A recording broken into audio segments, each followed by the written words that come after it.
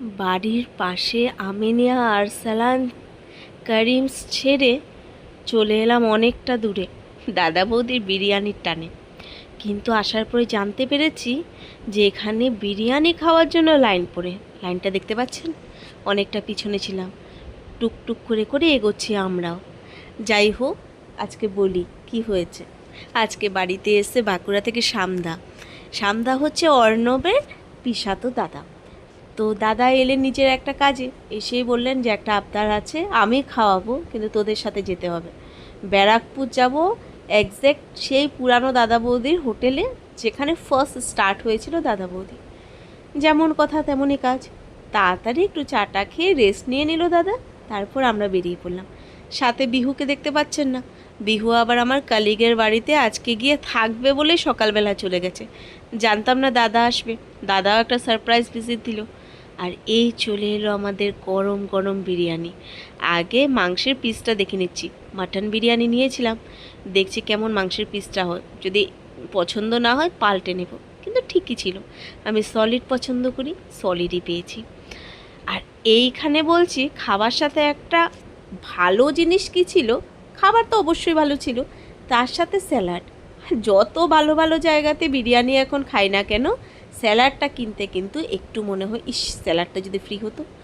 দাদা বৌদির এই হোটেলে কিন্তু স্যালাড ফ্রি, আবার শুধু ফ্রি না, যাচাই, মানে পরের বারও যদি চান বা তারপরেও যদি স্যালাডের দরকার পড়ে ওরা কিন্তু হাসি মুখে দিয়ে যাচ্ছে।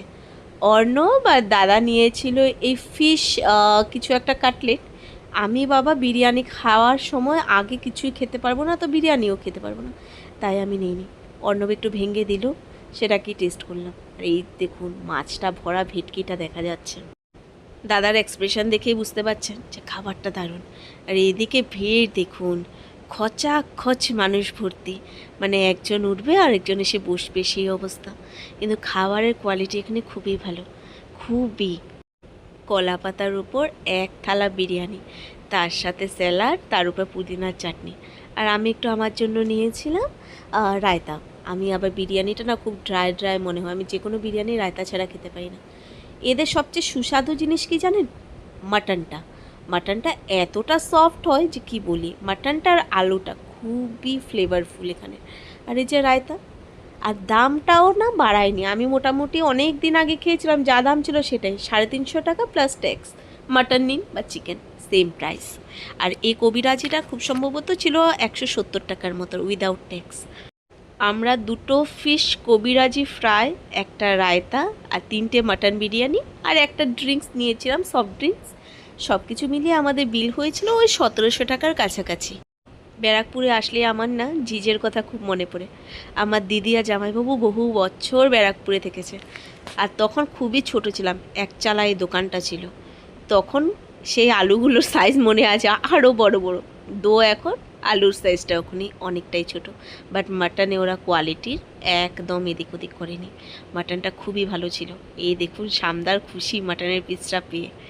খাদ্যরসিক মানুষ আমাদের সামদা, খেতেও পছন্দ করে, খাওয়াতেও পছন্দ করে। বিল পে করে নিয়ে নিতে হবে এখান থেকে গেট পাস। যাওয়ার সময় সেই গেট পাস দেখে কতজন লোক ঢুকেছিল, সেই জন বেরিয়েছে কিনা গেট পাসে লেখা থাকে, আর অ্যামাউন্ট পেড কিনা এটা দেখে আপনাকে রেস্টুরেন্ট থেকে ছাড়বে, না তো ধরে রাখবে আবার ভেতরে। যাই হোক, আমরা বেরিয়ে পড়লাম। দাদা বৌদির বিরিয়ানির প্রতিটা চালে একটা আরোমা রয়েছে, একটা নিজস্ব গল্প আছে। প্রতিটা দানাতে ফ্লেভার যদি বিরিয়ানিতে কোথাও খুঁজে পান কলকাতাতে, অবশ্যই দাদা বৌদিতেই পাবেন। অন্য জায়গায় তো বিরিয়ানি পাবেন, বা সে ফ্লেভারফুল বিরিয়ানি দাদা বৌদি।